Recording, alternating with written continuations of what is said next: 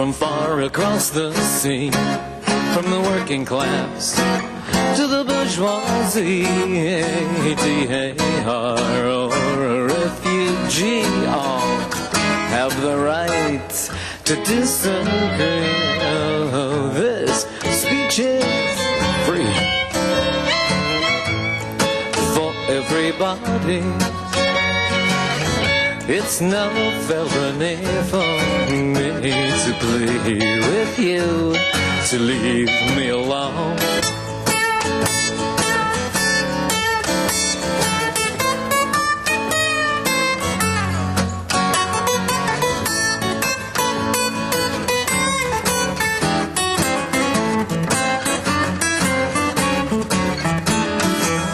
You might have something to say one day.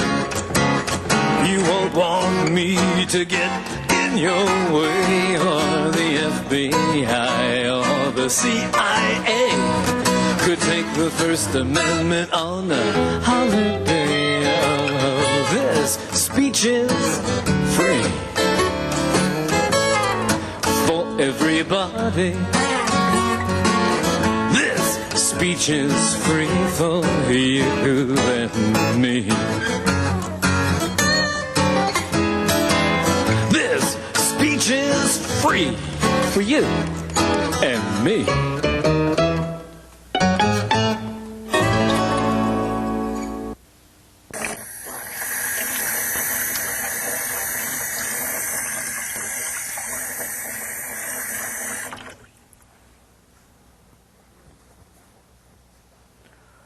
Three, 2, 1, stop nuclear testing. 3, 2, 1, stop testing. How's the sound person?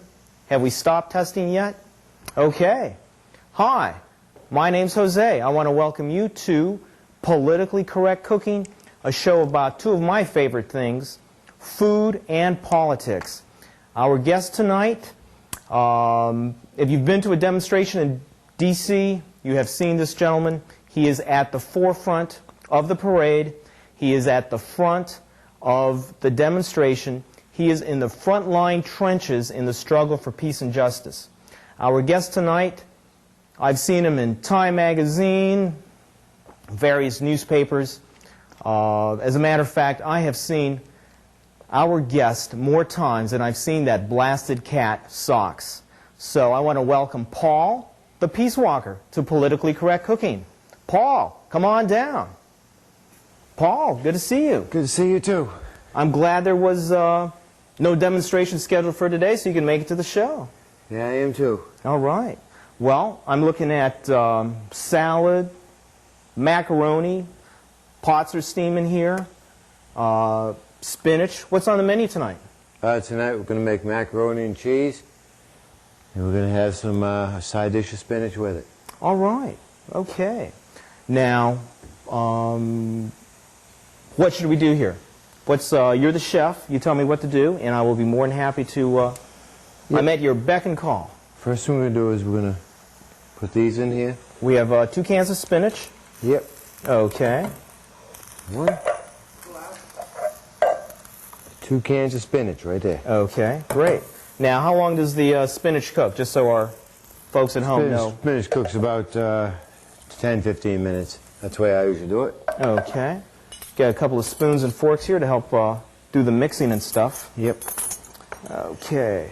Now, every time I go to a rally in D.C., not just in D.C., you know, up and down the East Coast, there's always this big peace sign at the start of the march. And you're always attached to the other end of this peace sign. How did this peace sign come about, and why such a big sign? Well, peace sign, I use the peace sign because it's a symbol everybody can understand. Everybody knows what the peace sign is. It doesn't just signify one country. It doesn't signify one nationality or one religion. It's for everybody. Uh-huh. And the reason it's so big is it because of the size of the issue. It represents the size of the issues facing us today. And it also trying to get the message across to people. Some people need a big sign to read. I and they need a lot of big signs to read a lot of times, so it Yes. just kind of sinks into their head. Yeah. Now, this sign, I've had a chance to carry it. It's pretty heavy. Yeah. How much does it weigh with its pole and everything? About 40 pounds. 40 pounds, and you've pretty much gone long distances carrying that sign. Yeah. Now, how did you get involved in the issue of, say, peace and social justice? Because you've gone through quite a bit in trying to make this place a better planet. The reason I got involved, number one, I knew what my father went through in the Second World War. He wasn't a very happy man. Right. And two, I've seen the kids coming back from Vietnam in the bags all the time, you know, and I Right. was saying, what the hell's going on here? We're throwing our money away, we're throwing our youth away. And what are we doing? We're just killing people over there. Why can't we find better ways to settle it? Settle the problems that face the world To settle today. the problems that face the world. Nobody really wants to die. Nobody really wants war. Yet we're always having war. And when I really learned the truth about what Hiroshima really was, what really happened, it wasn't just a clean bomb. It was a dirty bomb. A lot of deaths. There was after, a lot of... months, years after. Yeah, not just a lot of deaths. I'm talking about a lot of disease, a lot of agony, a lot of pollution, a lot of literally decimation of the entire ecosystem over there Right. in Hiroshima. Not to mention the tests that we've done. Not to mention the poor miners that dig that stuff out. Right. That's why, I got involved with peace, because it involves everybody. We're all paying for war. Well, let's start working for peace. Okay. Well, good. Now, we have this thing steaming here, too. This is for the macaroni. Here. How soon should we put the macaroni in? Because, like, I'm very hungry here, so I'm getting ready to eat as soon as possible. So, this takes about 10 minutes to cook, Yeah. 10 minutes? Okay. And the spinach takes about 15 or so? Yeah. Great. Now, the rallies that you've been in in rallies for peace, for rights for women, human rights, animal rights, just social justice issues. Of all the rallies you've been into, how many rallies have you attended, say, give or take? Oh, God, I've been to hundreds of them. Hundreds of them? I've been in Washington, Boston, small towns like Beverly. I've worked on the Beverly nuclear freeze rallies. I've been to little rallies in Maine. I've been to New York several times. I've walked to New York 2 or 3 times. I've walked Carrying from. the sign. I've walked And, from New York. And know. like the rain and the wind, stuff like that? The rain, the wind. I've been out in the snow with it. And how long have you been active in the movement as carrying this message that you carry? This particular peace sign, I've carried this over 10 years now. Now, It's well over 10 years. somebody was telling me that one of these peace signs is in the Smithsonian. Yes, it's one that's a little larger than this. It's made out of a tabletop, a round tabletop. It's made out of that, and it's a similar design. Right. And right now, it resides in the Smithsonian. All right. Well, congratulations. That's There's- good. The funny way that came about was a lady who was following me around at the demonstrations and wanted to see if I'd donate one of the peace signs. Well, good for you. Now, of all the rallies you've gone to, I want to ask you what has been like your favorite rally. But before we do that, should we be putting these macaronis in yet, or is it a little time to go? I'd say we can put the macaroni in, yes. Okay, let me do that so I could at least be a little helpful here for you. Just pour them in. Yes, pour them all in. Okay. Here we go. All right. Now, should we stir that, or Yes, we just stir that stir it a up. little bit? Okay. All right. This is fun. Now, your favorite rally, or your best march, or the one that you have the most positive experiences from. What might that have been? My favorite one was the World Peace March from New England. And we walked from Kittery, Maine, down through Massachusetts and down through New Hampshire and Massachusetts, Rhode Island, Connecticut, around Cape Cod. How long did that take? I was on that for a couple of months. And you carried the sign the entire way? Yeah. All right. And what was the goal of that? march? We're bringing attention the second special session on nuclear disarmament at the United Nations. We're walking to the United Nations. Okay. Now, That was always my favorite. now, what was your, say, the hardest march that you might have been involved with? When I walked alone from Richmond, Virginia to Washington, D.C. You walked alone? Yes. Protesting the deployment of the cruise and Pershing missiles Uh-huh. And over in Europe. this was, how long did that march take? It took a week. And what kind, as you were walking down the roads, were you getting any sort of response, say, from people driving? Did they wave at you, or did they give you like half a peace sign? What was the deal there? Yeah, I kind of gotten, one half of a peace sign a few times here and there, and some guy just would come up and back at me and slam his brakes on. He'd lean his horn and yell peace out the window all at the same time and startle you. Good. So A lot of times, you'd be surprised how many people honk the horn and say, hey, keep it up, brother. okay. Well, good for you. Now, do you have the best ones, the hardest ones? What was the one that if you had a chance to do it over again, you might like do it differently or just not go to it? Whoa, this baby's cooking. I haven't had any that I would not redo. You were proud of every one you I'm went? proud of every one of them, and I know that I wouldn't do them. Some of them, a lot of them, I do differently. I'd like to make them more active, more visible, and more stronger, or have other participants be more nonviolent. Right. But there's one in there that I was really scared to death in myself. Which one was this That one was here? down in Georgia, Forsyth County.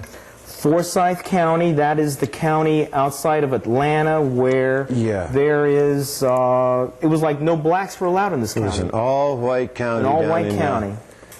And this was a couple of years ago. It was 1987. 1987. And it's surprising that 100 years past the Civil War, there's still like all-white counties. Yeah, there are several places in the country still it's all white. Now, what made this one, not your favorite march? Well, because it started out like any other rally, like it was, everything was going fine, and then after the rally itself was over, I went over to stake out a place in the parking lot, to wait for like a ride back. Yeah, I wanted to wait, home or something, hook a ride back up to Washington, D.C. And while I was waiting there for a group from Massachusetts to come by, someone come out of a truck and asked, pick up and asked me, hey, you at the peace sign, you marching for the blacks or what? And I says, yeah. And they started yelling and cussing. They said, called me a copperhead and every other weird name in the book. Some of them, they're unspeakable. Yeah, this is community TV. Yes, it's not community language. Right, it's not community language. So then they turned around and I told them, yes, I was marching for the rights of the blacks. So they said, okay, here's your ticket to Africa. And they started throwing bricks and rocks and debris. Uh-huh. Well, I was hitting the back of the hand with a brick while carrying that big peace sign. Ended up losing 3 fingers out of it. So the struggle for peace and justice is just not going out to D.C. for a Sunday afternoon. No, and listen, it's a lot different than just going out and listen to your favorite musicians. Your favorite musician and shoot the shit and smoke dope. It's a lot different than that, and it gets serious sometimes. It does. Now, these were like Klans people or they were racists? They were Ku Klux Klan. Well, they are racists, it's obvious. Right, but I didn't know if they were like Klan members themselves. They had their robes on, with the little cross up here, and they had the peaked hat and all that, and a little string on the end of it. And now, was there any charges brought against them or anything like that? Couldn't find the individual. You couldn't find individuals? Okay. Couldn't see their faces. Oh. How's the spinach coming along? Spinach is starting to come along pretty good. All right, because this macaroni is zipping right along. Well, I'll tell you what we have to do here... down a little bit. Okay. What we have to do here is, while we're working on this, and we're You know, just thinking about the stuff that went down at Forsyth, Yeah. things like that. We got to take a little PSA, got to show a commercial, take a break for commercial. We want to roll it. So let's go to the PSA, and folks, we'll see you back soon. Take it away, PSA.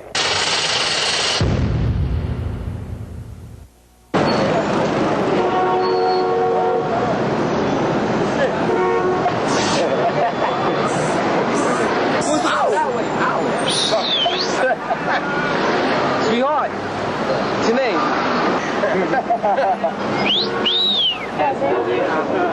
I like it.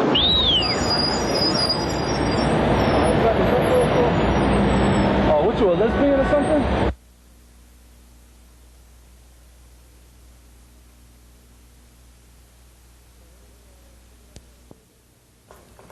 So what do you think of that PSA we just ran? Oh, pretty good. I ain't seen one like that for a long time. Okay, I don't think you're going to see one like that for a long time again.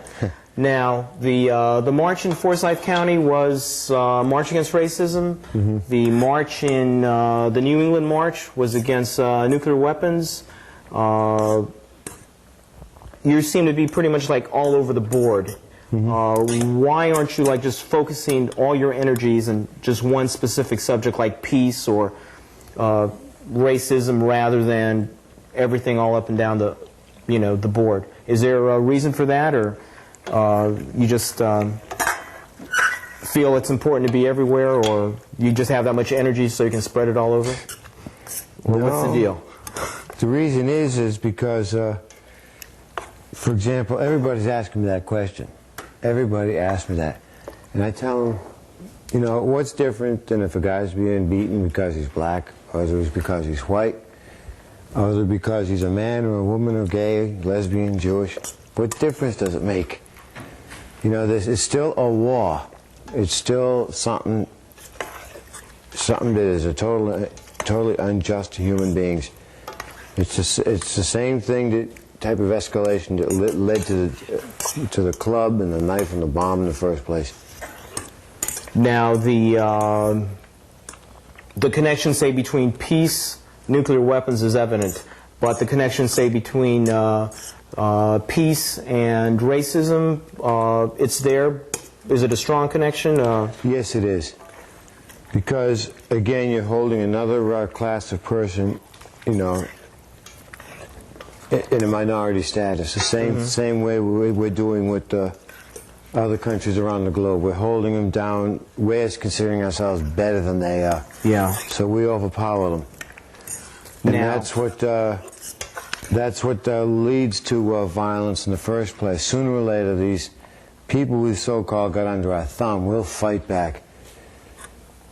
And now, we don't want to have it become bloodshed. We want everybody, you know, to have equal rights. We want just peace and justice. peace and justice are the same. You want people to be able to raise a family in a safe society, Yeah.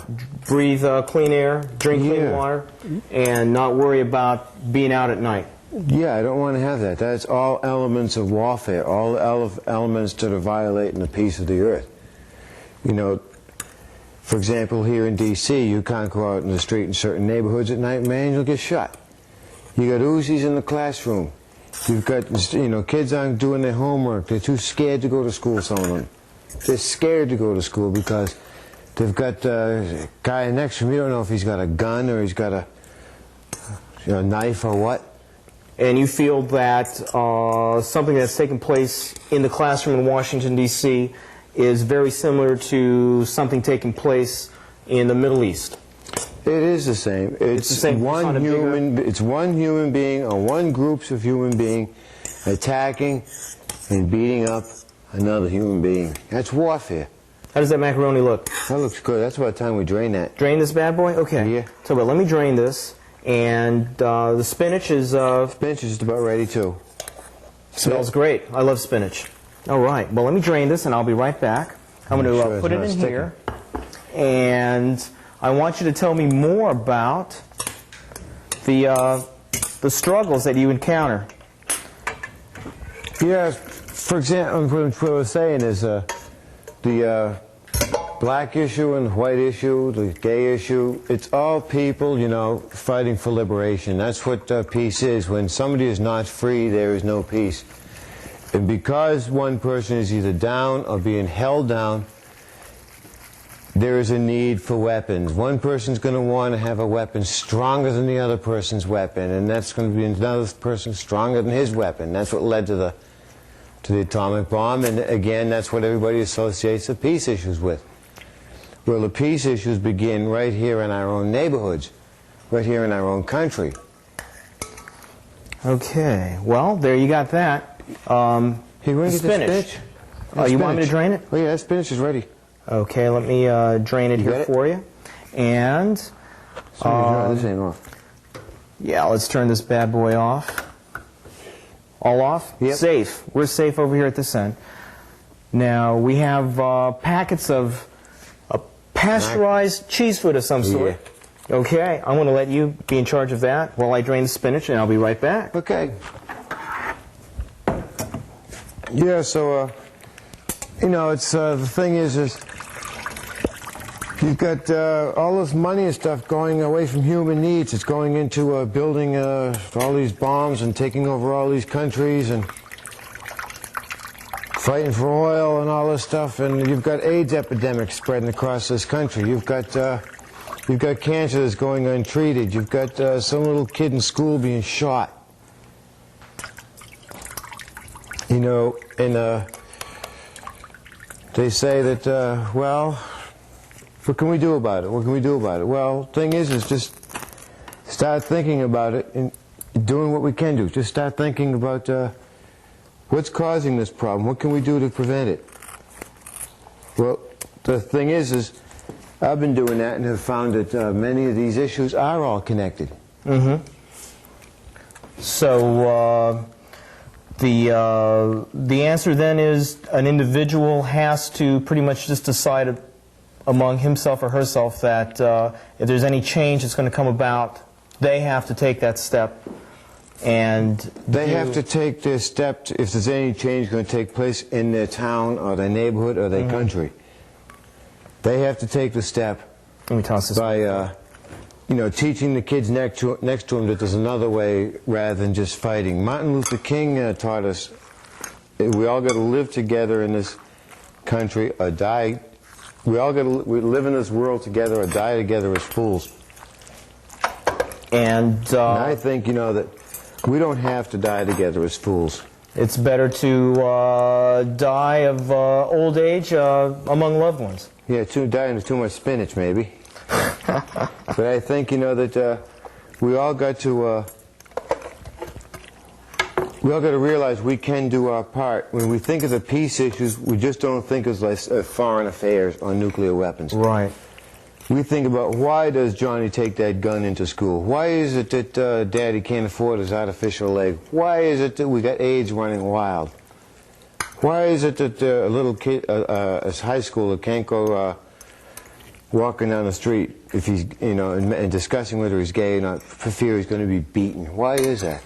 It's the same reason why the people in the Middle East can't associate with certain other countries, because they're afraid they're going to be killed. It's because why we got to feel like we got to control other nations in the world, and why we need nuclear weapons, because we're going to be killed. It's the same reason why a woman can't tell her father she's had an abortion. It's the same reason why women can't ask men for an abortion. It's the reason because men have to control them. That's where all things are connected. It's individual liberties all here, and collective liberty. Now, talking to you before the show, you were talking about the rising tuberculosis coming about right now. Yeah, that's what I'm saying. That's one of the things I'm getting at. We're spending all our money on these weapons of war, $1 million per missile. You got all this people going homeless without a job. You've got these. You got the rising crime rate, and we're saying, oh, we don't want to see the poor, so we just shove them ahead, looking at them as panhandlers. We don't want them. So because we've been taking money away from the people? We've been taking money away from human needs, or using money that should have gone to human needs instead of gone to the diseases like tuberculosis are Yeah. starting to make a comeback. A Yeah. lot of people who live in the AIDS United is, States, the most powerful country in the world, actually live in Actually third world living conditions. and dying on the street. They're living in Stone Age conditions out in the streets, and diseases are running rampant. And we've been for quite some time. We said, oh, AIDS is the gay man's disease, venereal disease. Oh, that's only if you make love too much. But now you got tuberculosis coming up. What are they going to do? Bury their head in the sand now? Ain't got no missile that's going to stop that. Well, how's the macaroni? Ready to try it? Just about, yeah, it's getting there. Okay. Well, why don't we try some over here? Let me get a little bit here for me, and some for you. Yep. And what And do we- also, warfare taught me that Hiroshima didn't solve nothing. There's still war going on out there. People are still dying in the streets because there's not enough money. Why don't we put all our money to peaceful needs? Why don't we just think when we vote? When we vote for a candidate, think. Is he going to do what we want to do? What are we going to do with our money? Do we want it to go there? Do we want these bombs? I don't. I don't want any bombs, but I know what I want. I want some more macaroni. This macaroni is excellent. You ought to try it. Spinach, got it. yes. Spinach also? Weapons, no. Spinach, yes. Weapons, no. I want to thank you for being on the show. I noticed that time is rapidly running out, and for having survived the Politically Correct Cooking Show, I want to present you with one of our chef's hats. Yep. And I look forward to the next demonstration in D.C. so I can see you and see you in your sign. And I invite all our guests out there to Come on down and help do your part. and say hi to us on Paul. the line. Join us out there on the line. All right. Thank Do you your so part. much. You're a voter. You're a citizen of this world. Help carry out your own weight. All right. And with that, I'm going to go back to my macaroni. Thank-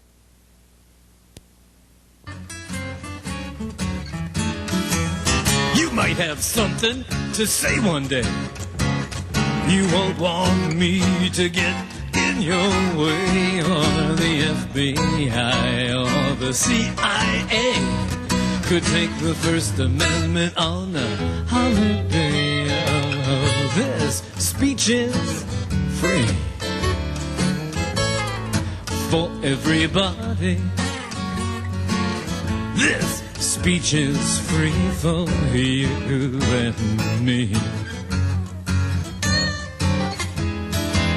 This speech is free for you and me.